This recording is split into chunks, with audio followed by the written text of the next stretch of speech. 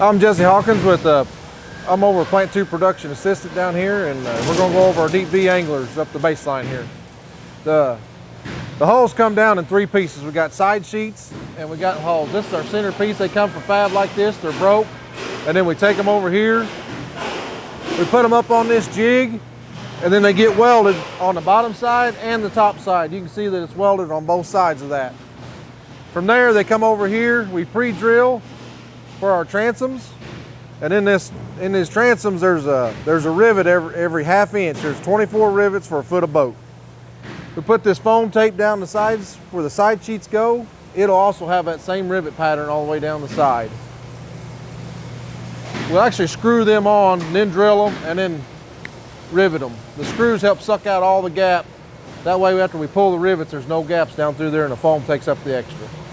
From there, the boats come up here. This is where our gunnels go on. This is an extruded gunnel. As you can see, there's a lot of support inside there that really makes it strong. This is what sets the beam of the boat and makes the structure at the top. This boat's pretty loose without the gunnel. You can see this, how it moves. Once we set that gunnel on there, it gets a rivet every 6 inches from front to back. It actually gets a little weld at the front underneath the nose cone, and it'll get a little weld at the back to seal it off. From here, after the gunnel's on the boat, we sub-build all our substructure we can. We put it up on sawhorses.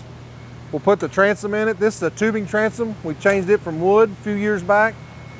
Then our substructures will go inside here. We'll drill them down, suck out all the gaps. In the bow area of this boat, it'll be double plated in the bow. Now on our 17s through 21s, they're double plated all the way back to the transom from the bow. And the substructure will go on top of that. That's just like having 2 holes in the middle. From there, after we get all the gaps sucked out, you can see these screws sticking out. This boat goes to the stand-up. We'll drive up all these rivets, and then we'll take these screws out, and we'll put rivets in the screw holes. This is where it also gets the plumbing in the transom, and it gets the lifting strakes, and it will have the keel put on it.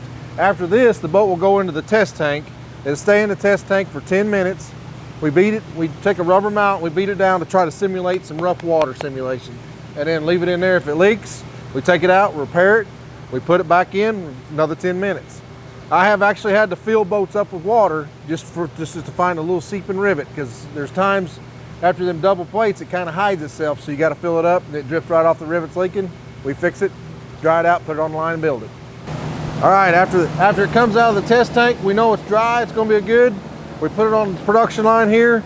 Here's where we start putting in this. It's got knee braces goes in. They're welded in the back. We start our rear deck area. This is where they start looking like a boat. We got our substructure up here in the front.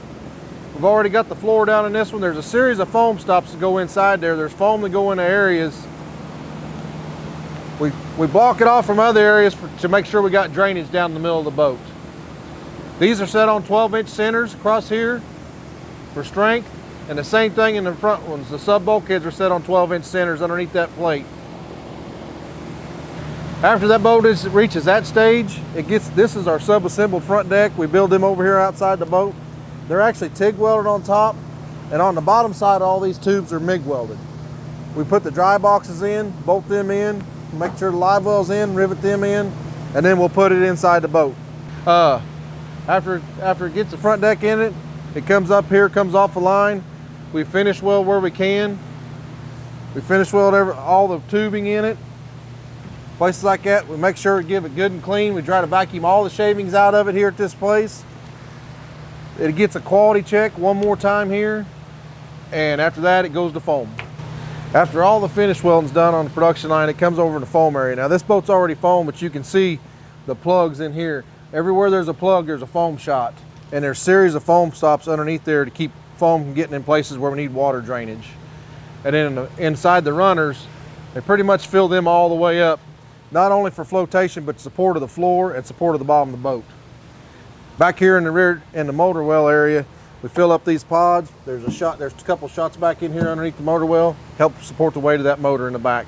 We put more foam in there than what we need to make sure for flotation, and for support of the bottom of the boat, makes for a way better ride.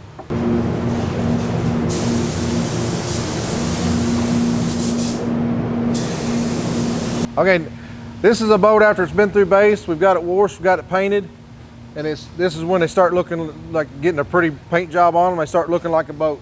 As you can see, at least after it's all drove up and painted, all them nice straight rivet lines, got their lifting strakes on the bottom. We try, even though it's the bottom of the boat, we try to keep them just as straight and shiny as we can. Okay, here we are over on finish after they're painted. They're ready to go. This boat here is quite a ways down the line. They've already got their wiring run on it. They got our hydraulics for our steering, got our wiring for our motor, and then the rear deck's put together. As you can see, they're put the insides in it. They got the consoles. This console set, still got to put that one on, and it's starting to come together as a finished boat.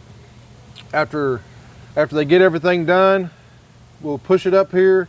It'll go through hydraulic testing, it'll go through electrical testing, and we'll test it through and through. That console's already been tested in our sub-assembly area, trying to catch them electrical problems. And it gets a good cleaning, and it'll be a final inspection before it goes out the door. That's a tour. It kind of shows you how we build the boat from start to finish. I just like to say I think we build one of the structure's soundest boat with the double hull plate, and to be the driest boat with these dry boxes. And I really can't think of taking my family in anything else other than a G3.